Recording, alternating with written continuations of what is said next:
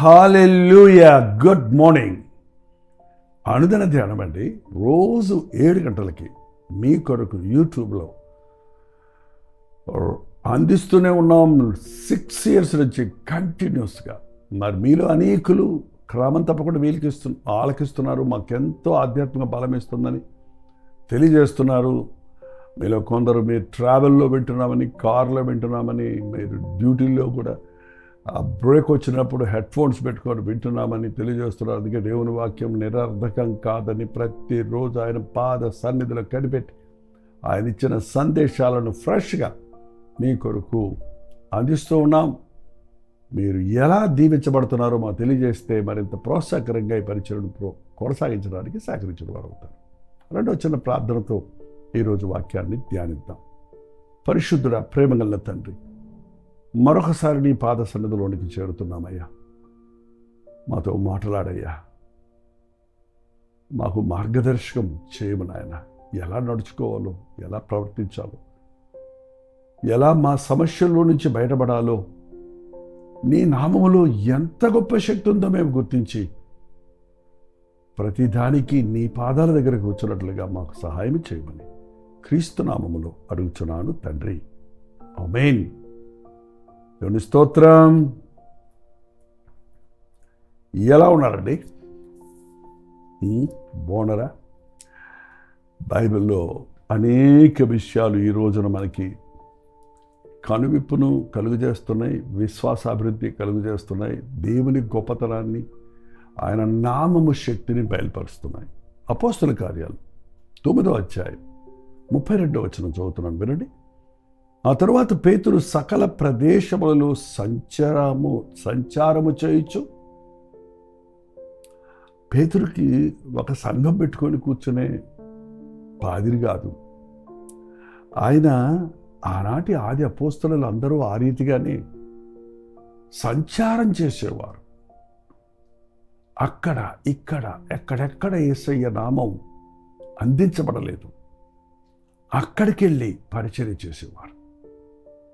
ఈనాడు ఈ social media వచ్చింది కాబట్టి అక్కడక్కడికి రాలేకపోయినా ఎక్కడెక్కడ ఉన్నోళ్ళైనా దేవుని మాటలు వినే భాగ్యం కలుగు చేశాడు. అందును బట్టి నేను ప్రభుని ఎంతో స్తుతిస్తున్నాను. నేను కూడా అనేక సంవత్సరాలు, ఇంచుమించు 50 సంవత్సరాలు ఒక గ్రామానికి వెళ్ళి, సైకిల్ దొక్కు వెళ్ళి, బస్సుల్లో వెళ్ళి, లారీల్లో వెళ్ళి, ట్రైన్స్లో, మరి ఆ తర్వాత ఫ్లైట్స్ అంటే మొదట్లో అవన్నీ రీచ్ అవ్వాలంటే కాలినడకన వెళ్ళాలి. ఎక్కడ క్రీస్తునామం వినిపించబడలేదు అక్కడ గ్రామాలు, పట్టణాలు, సిటీస్, వీధులు, సందులు, గొంతులు, స్లమ్స్, రకరకాల పరిచర్య చేసిన తక్కువ చేసినట్లే అనిపించింది. కానీ ఇవాళ ఈ సోషల్ మీడియా ద్వారా ఇంత సేవ చేయడానికి ప్రభు కృప చూపిస్తున్నాడు. అంతటితో సరిపెట్టుకోకుండా ఎవరెవరు వాక్యం వింటున్నారో, ఎలా దీవించబడుతున్నారో తెలుసుకోవడానికి మిమ్మల్ని ముఖాముఖిగా చూసి మీలో లోపాలు దిద్దాలని, మీతో సంభాషణ చేయాలని, నేరుగా మిమ్మల్ని కలవాలని ఆశిస్తున్నానన్న పౌలు వలె ఇప్పుడు అనేక పట్టణాలలో, సిటీస్లో, విలేజెస్లో గెట్ టుగెదర్లు ఇంకా జరిపించడానికి దేవుడే కృప చూపిస్తున్నాడండి. మీ ఊరు రమ్మంటారా? చెప్పండి. ప్రార్థించి దేవుడు అనుమతిస్తే ఖచ్చితంగా అది ఎంత కష్టమైన, ఎంత మారుమూల స్థలమైన రావడానికి నా ఆశ. ప్రార్థించండి. పౌలు అందరూ కూడా అలా చేశారు. పేతురు సకల ప్రదేశములలో సంచారము చేయుచు లుద్దయలో కాపురమున్న పరిశుద్ధుల యొద్దకు వచ్చెను. లుద్దయ అనే స్థలంలో ఒక పరిశుద్ధుల గుంపు ఉంది. క్రీస్తు రక్తములో కడగబడిన వారు పరిశుద్ధులు. విశ్వాసులకు మరొక మారు పేరు పరిశుద్ధులు. రక్షించబడిన వారికి మరొక పేరు పరిశుద్ధులు. మీరు పరిశుద్ధులా, అశుద్ధులా? మీరు కడగబడిన పాపులా, కడగబడని పాపులా? ఎప్పుడు గుర్తుపెట్టుకోవాలండి. వంశపారంపర్యంగా వచ్చేది కాదు క్రైస్తవ్యం. వ్యక్తిగతంగా ప్రభువును హృదయంలో చేర్చుకునడం ద్వారా ఆయన రక్తంలో కడగబడి పరిశుద్ధపరచబడి నీతిమంతులుగా తీర్చబడటం అనేది విశ్వాసులకు అవసరం. అక్కడున్న చిన్న పరిశుద్ధుల గుంపును బలపరచడానికి అక్కడికి వెళ్ళాడు ఆయన. పరిశుద్ధులు కలవాలని అక్కడికి వచ్చాడు. అక్కడ పక్షవాయువు కలిగిన 8 ఏళ్ల నుండి మంచం పట్టి ఉండిన ఐనేయ అను ఒక మనుష్యుడు చూచి, అక్కడ పక్షవాయువు, కాలు చేయి పడిపోతుంది చూడండి. బ్రెయిన్ స్ట్రోక్ ద్వారా, పక్షవాతం ద్వారా ఇవాళ చాలామంది ఎఫెక్ట్ అవుతున్నారు. ఇప్పుడు హార్ట్ అటాక్స్ కూడా ఎక్కువైపోతున్నాయి. ఆ బ్లడ్ సర్క్యులేషన్ ఆ పాగానికి అందనప్పుడు ఆ కాలు చేయి పనిచేయదు. వాళ్ళు నడవలేరు, వాళ్ళ పనులు వాళ్ళు చేసుకోలేరు. ఒకడు 8 సంవత్సరాల నుండి అక్కడ పడున్నాడండి. ఇంకా అన్క్యూరబుల్, ఎవరు దాన్ని స్వస్థపరచలేరు. ఇంకా అతను రెస్టోర్ అవడానికి అవకాశం లేదు, బాగుపడటానికి అవకాశం లేదన్న స్థితిలో వదిలేశారు. అటువంటి పరిస్థితిలో పేతురు ఆయన్ని చూసినప్పుడు నాకెందుకు వచ్చిందిలే అనుకోలేదండి. నిజమైన దైవజనుడు యేసయ్య మనసు కలిగి ఉంటాడు కనుక బాధలలో ఉన్నవారిని చూచినప్పుడు, శ్రమలో ఉన్నవారిని చూచినప్పుడు, అవసరతలో ఉన్నవారిని చూచినప్పుడు ముఖం తిప్పుకోలేరు. కానీ వారికి ఆదరణ కలిగినట్లు మాటలు, వారి కొరకు ప్రార్థనలు, వారికి చేయవలసిన సహాయం చేయగలుగుతారు. కాపరి లేని గొర్రెల వలె ఉన్నవా మనుషులను చూచినప్పుడు ప్రభు కనికరపడి వారికి ఆదరించాడు. ఈరోజు ఎక్కడ చూసినా ఇటువంటి మంచాల మీద పడున్నవారు, ఒంటరితనాన్ని అనుభవిస్తున్నవారు, బాధలలో ఉన్నవారు, సమస్యల్లో చిక్కున్నవారు, కృంగిపోతున్నవారు గొప్పలు తెప్పలుగా ఉన్నారండి. మీకులా తెలుసు అంటారేమో, మాకొచ్చే వాట్సాప్ మెసేజ్లు, మాకొచ్చే షేర్ చేస్తున్న పిక్చర్స్ చూస్తుంటే రక్తపు మడుగులో పడున్న వారిని హాస్పిటల్స్లో అన్ని ఎక్విప్మెంట్ పెట్టి ఐసీయూలో ఉన్న పేషెంట్స్ని, రకరకాలుగా ఒళ్ళు కాలిపోయిన వారిని, పక్షవాతాలు వచ్చిన వారిని, గుండె నొప్పితో బాధపడుతున్న వారిని, క్యాన్సర్ పేషెంట్ని, కీమోలు ఇచ్చినప్పుడు స్కెలిటన్ లాగా అయిపోయిన వాళ్ళ ఫోటోలు చూస్తున్నప్పుడు నా గుండె తరించిపోతుందండి. అయ్యా, స్వస్థపరిచే దేవుడవు కదా, వారికి మేలు చేయి అని ప్రార్థన చేస్తున్నప్పుడు మరి ఎంతమంది నీ దేవుడు దర్శిస్తున్నాడో వారు తెలియదు. కానీ మా సంఘంలో ఉన్న కొందరు ఇంకా అయిపోయిందన్న సమయంలో దేవునికి మొరపెడితే వాళ్ళ ఆరోగ్యంగా హాస్పిటల్ నుంచి బయటపడి డాక్టర్లు చేయి విడిచినా కూడా ప్రభు స్వస్థపరిచాడని సాక్ష్యం ఇస్తున్నారు. ఎప్పుడైతే పేతురు ఐనేయాను చూచాడో, 34వ వచనం, పేతురు ఐనేయా, యేసుక్రీస్తు నిన్ను స్వస్థపరచుచున్నాడు. ఐనేయా, యేసుక్రీస్తు నిన్ను స్వస్థపరచుచున్నాడు, నేను కాదు. పాస్టర్కి పరిచే శక్తి లేదు. యేసుక్రీస్తు స్వస్థపరచుచున్నాడు. ఆయన నామములో స్వస్థత ఉన్నది. నిన్ను స్వస్థపరచు యెహోవాను నేనే అన్నవాడు ఆయన. ఆయన పొందిన దెబ్బల వలన మనకు స్వస్థత కలుగుతున్నది. ఆనాడు ప్రభు తన శిష్యులను పిలిచి నానా విధములైన రోగములను స్వస్థపరచుటకు, దెయ్యములను వెళ్ళగొట్టుటకు అధికారం ఇచ్చాడు. ఆ అధికారాన్ని బట్టి పేతురు ఐనేయా, నిన్ను యేసుక్రీస్తు నిన్ను స్వస్థపరచుచున్నాడు, నువ్వు లేచి నీ పరుపు నీవే పరుచుకోమని అతనితో చెప్పగా, నువ్వు లేచి నీ పరుపును పరుచుకో, నీ పరుపును మడుచుకో, నువ్వు లేచి నీ పరుపెత్తుకొని నడు అన్నాడు. 38 సంవత్సరాలు కోనేటి దగ్గర, బెతెస్దా కోనేటి దగ్గర పడి ఉన్నటువంటి రోగిని ప్రభు 38 సంవత్సరాల నుంచి పడి ఉన్నాడు. లేచి నీ పరిపెత్తుకొని నడవమంటే వాడు దిగ్గుడు లేచి నడిచాడు. యేసు ప్రభు చేసిన అదే స్వస్థతను ఆయన నామములో ఇప్పుడు పేతురు చేస్తున్నాడు. స్వస్థతలు లేవంటారేంటి? నీకు విశ్వాసం లేదనండి. నీకు విశ్వాసం లేదు కాబట్టి నీకు స్వస్థతలు జరగవు. నమ్ముట నీ వలనైతే నమ్మువారికి సమస్తము సాధ్యం. ప్రార్థించే పాస్టర్కు విశ్వాసం కావాలి, ప్రార్థించుకునే విశ్వాసికి, రోగికి విశ్వాసం కావాలి. ఇంతకీ ఎవరి విశ్వాసం పనిచేస్తుందంటే, ప్రార్థించే పాస్టర్ విశ్వాసం కంటే నీ విశ్వాసము నిన్ను స్వస్థపరిచింది అన్నాడు ప్రభు. నీ విశ్వాసమే నిన్ను స్వస్థపరుస్తుంది. ఈ ఆయనయాను యేసుక్రీస్తు నిన్ను స్వస్థపరుస్తున్నాడు. నీవు లేచి నీ పరుపెత్తుకోమన్నప్పుడు పరుపు మడుచుకొని చెప్పగా వెంటనే అతడు లేచను.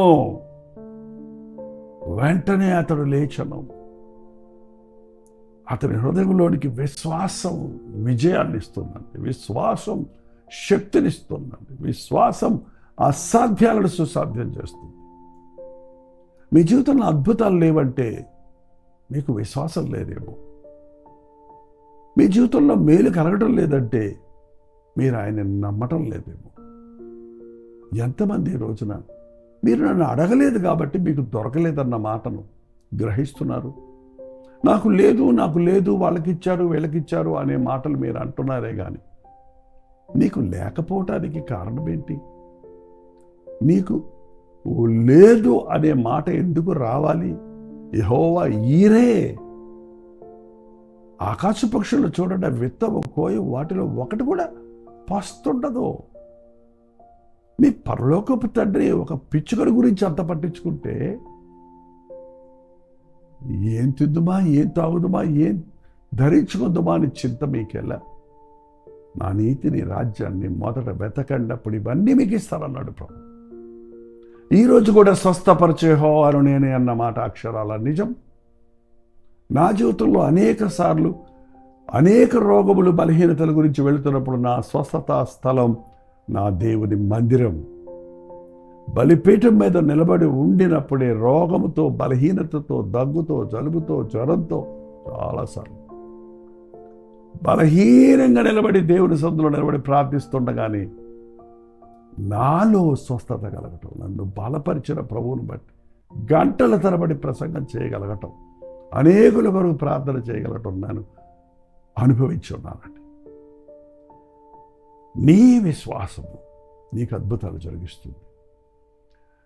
ఒక దైవజనుడిగా మన పని, మా పని, లేకపోతే మీరు కూడా దైవజనులు వింటున్నారేమో, పడున్న వారిని లేవనెత్తటం అంటే బాధల్లో ఉన్న వారిని పలకరించటం, అవసరతలో ఉన్న వారికి యేసు నామములో ప్రార్థించి వారి కొరతలన్నీ తీర్చబడినట్లుగా వారి స్థితిని వారు గ్రహించుకొని పశ్చాత్తాపడి మారు మనసు పొందినట్లుగా వారిని రక్షణలోనికి నడిపించడం, రక్షించబడిన వారి విశ్వాసాభివృద్ధిని కలుగుచేయు సందేశాలతో వారిని బలపరచడం. అందుకే ఈ అనుదిన ధ్యానం మీరు బలపడాలి, మీరు స్వస్థత పడాలి, మీరు విశ్వాసంలో అభివృద్ధి పొందాలి, మీరు అనే సాక్షులుగా ఉండాలి.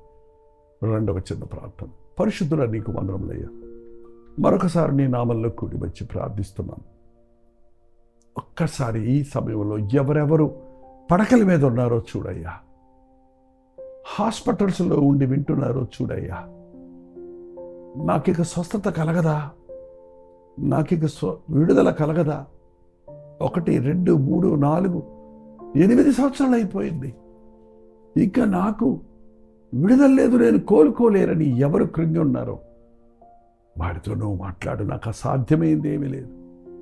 8 కాదు 18 సంవత్సరాలు నడువంగిపోయిన స్త్రీ అయినా, 18 కాదు 38 సంవత్సరాలు పడున్న వ్యక్తినైనా స్వస్థపరిచే యెహోవాను నేనే అన్న యేసు క్రీస్తు నామములో ఉన్న శక్తిని విశ్వసించుటకు ఇప్పుడే ఈ ప్రార్థనలో ఏకీభవిస్తున్న వారు పడి ఉన్న స్థలం నుండి లేచి నుండి స్తుతించినట్లుగా పరిశుద్ధాత్మ కార్యము జరిగించమని క్రీస్తు నామములో అడుగుచున్నాను తండ్రి, ఆమేన్.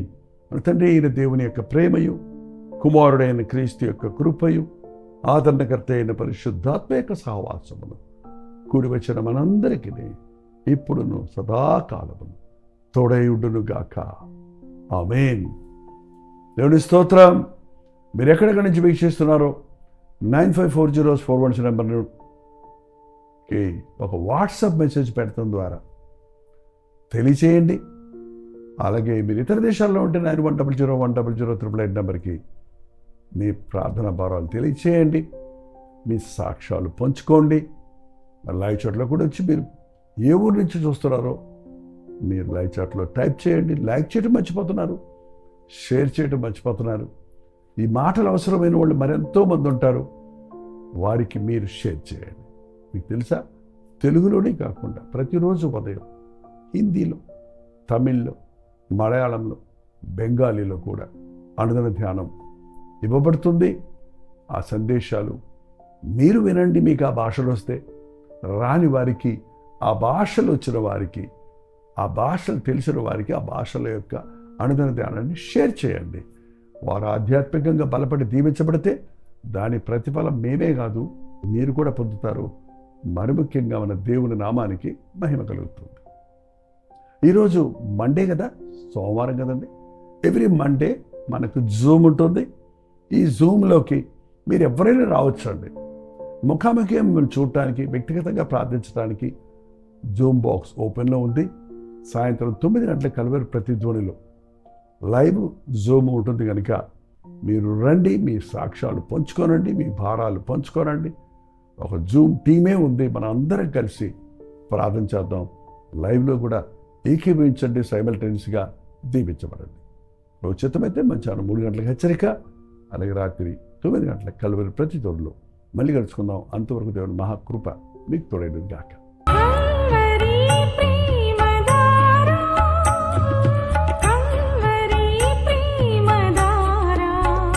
కల్వరి ప్రేమధార అనే మా ద్విమాస పత్రికను ఈ మధ్య త్రైమాస పత్రిక అంటే 3 నెలలకి ఒక్కసారి మాత్రమే ప్రింట్ చేయగలుగుతున్నాం. మరి గత 40 సంవత్సరాల పైబడి కొనసాగుతున్న ఈ పత్రికను ఆపు చేయటం ఇష్టం లేక దీన్ని త్రైమాస పత్రికగా మార్చున్నాం. మీరు కల్వరి ప్రేమధార పత్రికను చదువుతున్నారా? ఒక ఉచిత పత్రిక కావాలంటే ఇవ్వాలే మీ పేరు, చిరునామా, అడ్రస్తో పాటు ఇంటి నెంబర్తో పాటు క్లియర్గా పంపించండి. తప్పకుండా ఒక ఉచిత పత్రికను మీకు పంపిస్తాం.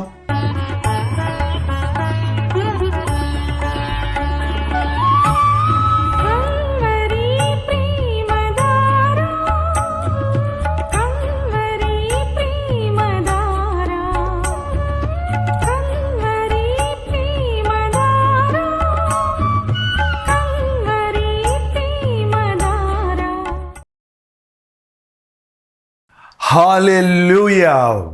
పూనా పరిసర ప్రాంతాల్లో ఉన్న వారికి శుభవార్త. ప్రభుచిత్తమైతే ఈ జనవరి 26వ తారీఖు రిపబ్లిక్ డే సందర్భంగా హాలిడే ఉంది కనుక ప్రభు అయిన యేసుక్రీస్తు నామములో మనందరము కూడి ఆయన్ని ఆరాధించటానికి, ఆయన వాక్యాన్ని ధ్యానించటానికి ఒక ప్రత్యేకమైన గెట్ టుగెదర్ను పూనాలో జనవరి 26వ తారీఖున ఏర్పాటు చేస్తున్నాం. సాయంత్రం 5 గంటల నుంచి 10 గంటల వరకు ఒకే సెషన్. రండి, పాల్గొనండి. హిందీ వారు, తమిళ వారు, తెలుగు వారు, ఈవెన్ మలయాళం ఆర్ కన్నడ భాషలో మాట్లాడే వారందరికీ ప్రేమతో ఆహ్వానిస్తున్నాం.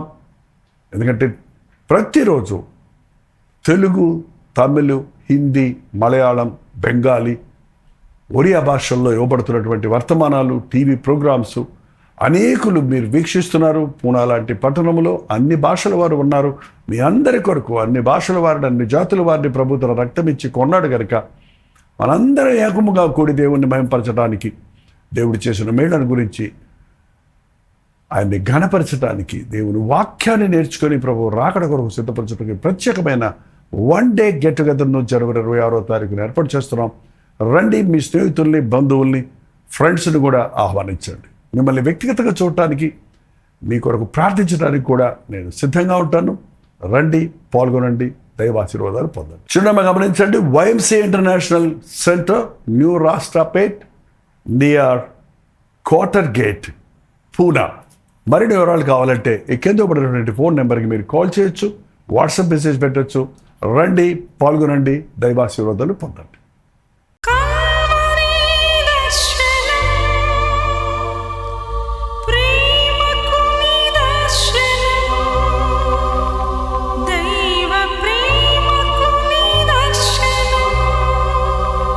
తెలుగు, తమిళ, హిందీ, మలయాళం, బెంగాలీ, ఒరియా అనే 6 భాషల్లో టెలివిజన్ ప్రోగ్రామ్స్ కొనసాగుతూనే ఉన్నాయి.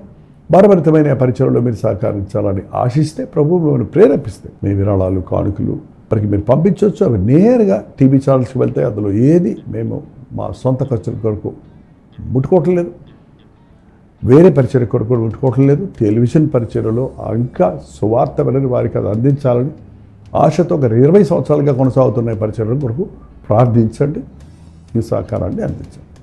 ఈ విషయం మీకు ఇంకా వివరాలు కావాలంటే 89393939 అనే నెంబర్కి మార్నింగ్ 10 నుంచి ఈవినింగ్ 10 లోపల మీరు ఫోన్ చేయండి, వివరాలు మీకు తెలియజేస్తాం.